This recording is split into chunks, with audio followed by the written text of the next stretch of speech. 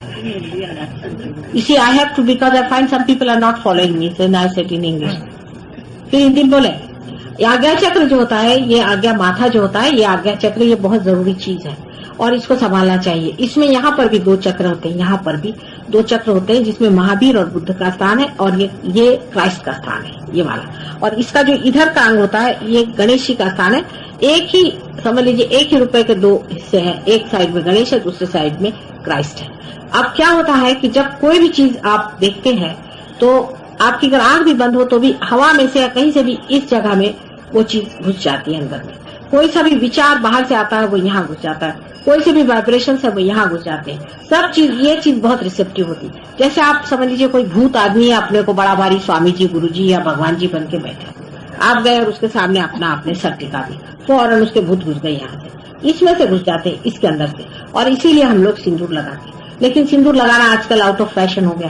पहले अभी लंदन में मैं सिंदूर लगाते थी, सब मेरे पे हंसते वहाँ। उनको पता नहीं कि ईसा मसीह का एक खून में लगा के घूम रही, लेकिन वो कौन जाने कि वो मेरे ऊपर हंसते। अब मैं हिंदुस्तान में भी देखती हूँ, दिल्ली में वो लोग मेरे सिंदूर को देख के हंसते। हिंदुस्तानी लोग ऐसे अंग्रेज हो गए हैं कि अब वो सिंदूर को देख के हंसते हैं हिंदुस्तानी। मैंने यहाँ भी देखा ये हालत है। तो सिंदूर लगाना पता नहीं क्यों पंजाबियों ने बंद कर दिया, मेरे समझ में नहीं आती कि पंजाबी औरतें सिंदूर ही नहीं लगाती। ये कुछ फैशन है, बहुत गलत बात है। सबको सिंदूर लगाना चाहिए माथे में, और सिंदूर से आपकी रक्षा होती है। और आदमियों को भी बाहर जाने से पहले थोड़े भगवान के सामने सर टेक करके सिंदूर लगा लेना चाहिए, बाद में पूछे क्या हर्ज है साहब हमको सिंदूर लगाने में। अंग्रेज लोग अपनी टाई लगा के घूमते, मैं पूछती हूँ इसमें क्या अर्थ है ये टाई लगाने में। इतनी महंगी महंगी आती है, 10-10 पाउंड की लगा के घूमते हैं, उनको कोई शर्म नहीं आए। हमको क्या शर्म आनी चाहिए सिंदूर लगा के घूमने में, मेरी समझ में नहीं आता। हमें अपनी सब चीजों की शर्म आती, क्या खराबी है सिंदूर लगाने में। मुझे पूछना ये चाहिए कि भाई जो चीज बहुत ही सरल है, बहुत ही जरूरी है, उसको हम क्यों नहीं लगाते। इसलिए क्योंकि अंग्रेज हम पर हंसेंगे, हम कौन पैसा चाहिए, गधे हैं बिल्कुल, उसे कुछ सीखने का नहीं। उसे क्या सीखने का, उनसे बढ़ के गधे कहीं नहीं होंगे। उनकी बातें मैं आपको बताऊंगी कितने महागधे, लेकिन हमें अपनी बातों पे कोई विश्वास नहीं रहेगा। कर सिंदूर यहाँ लगा भी देती, जाते तक पहुंच लेते हैं। उनको शर्म आती कि सिंदूर लगा के जान लो सब हंसेंगे। मैंने कहा कि बीच में से मांग निकालो, साइड से मत निकालो। साइड से निकालने से इम्बैलेंस आता, तो बीच में से नहीं निकाल सकते, औरतों जैसे दिखते। भगवान रामचंद्र जी क्या औरतों जैसे दिखते, श्री कृष्ण जी क्या औरतों जैसे दिखते। ये मैं आपसे कह रही हूँ कि ये सब अंग्रेजों की जितनी आइडियाज है, इनको चूल्हे में फेंकिए, किसी काम की नहीं। आपको हिंदुस्तानी बन के शान से अपनी तीला लगा के चलना चाहिए, इसमें कोई खराब बात है। आपके माँ के निशान, इसको लगा के घूमने से आप लोग बचेंगे, नहीं तो नहीं बच सकते। कोई इसमें शर्मा। अब ये लोग सब लगा के आए, देखिए आप जो प्रदेश से आए, विदेश से जो आए हमारे साथ में, ये सब लगा के आए, देख लीजिए आप, ये अपने माथे पे लगा के बैठेंगे क्योंकि इसका इम्पोर्टेंस समझिए। आप लोग नहीं लगाए।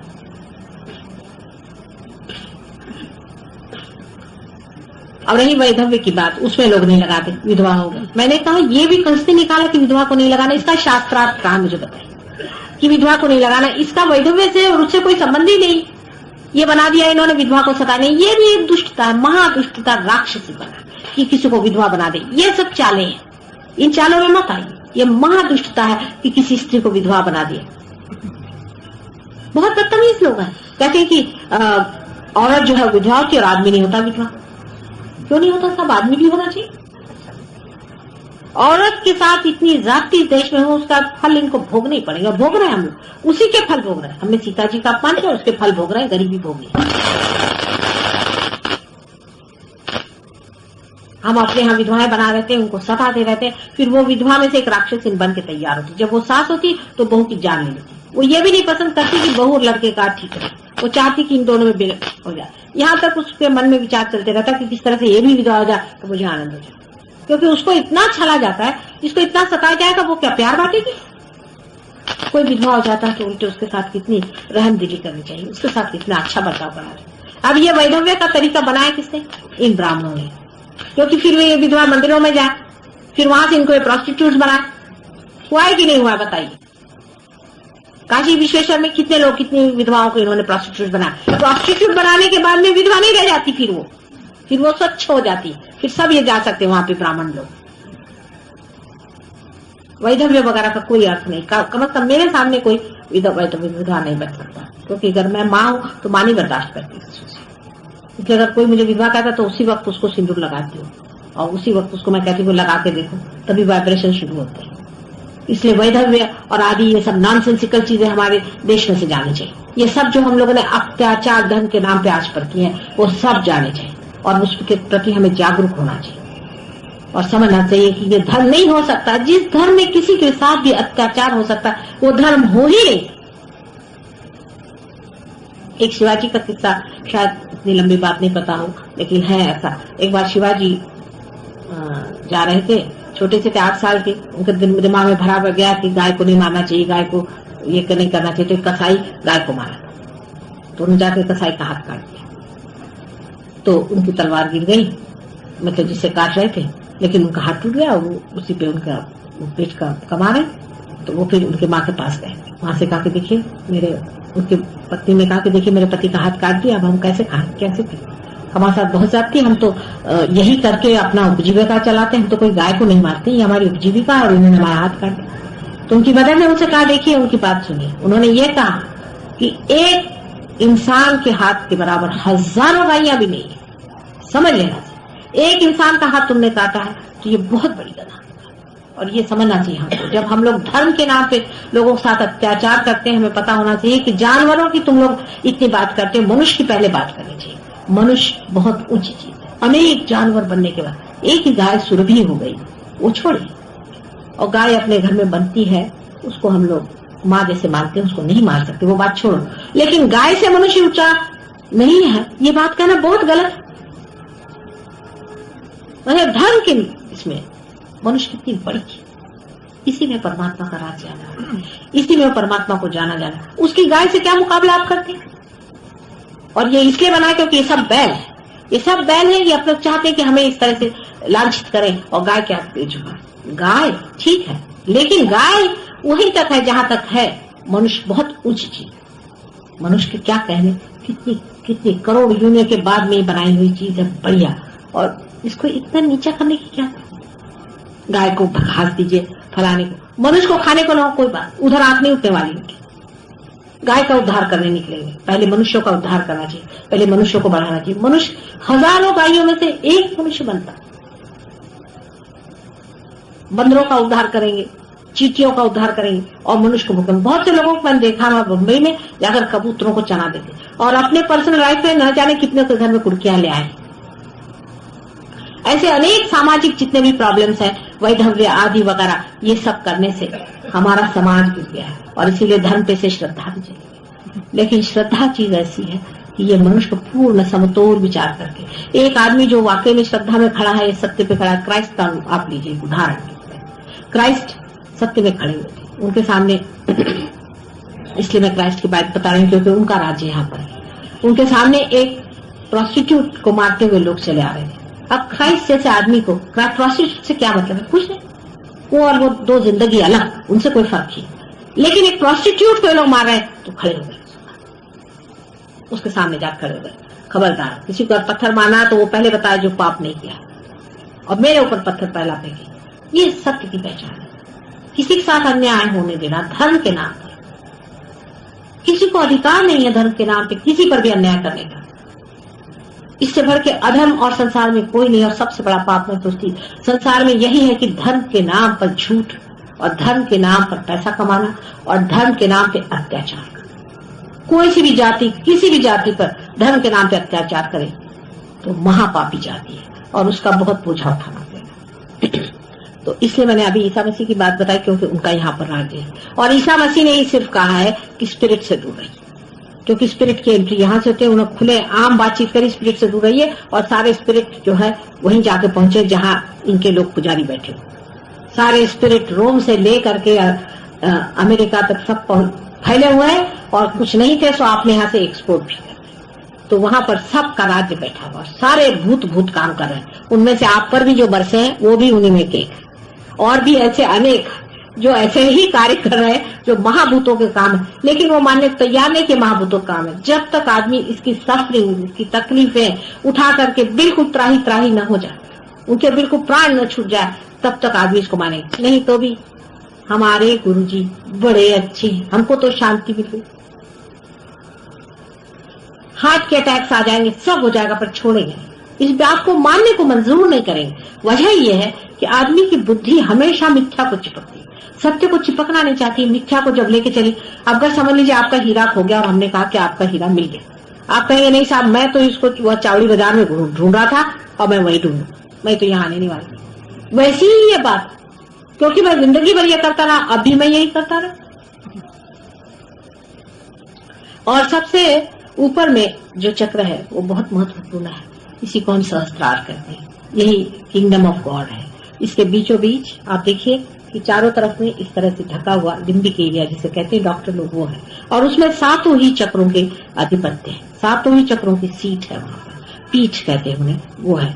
सिर्फ सदाशिव जो है ऊपर में बैठे हुए हैं और बाकी सब चक्र इस तरह से मंडित हैं कि वो इसी के अंदर प्रकाशित है। और यही हृदय में ये जो चक्र है, 7 चक्र, इनके जो 7 आपके औराज हैं, ये जो प्रभा है वो हृदय में वास करती है।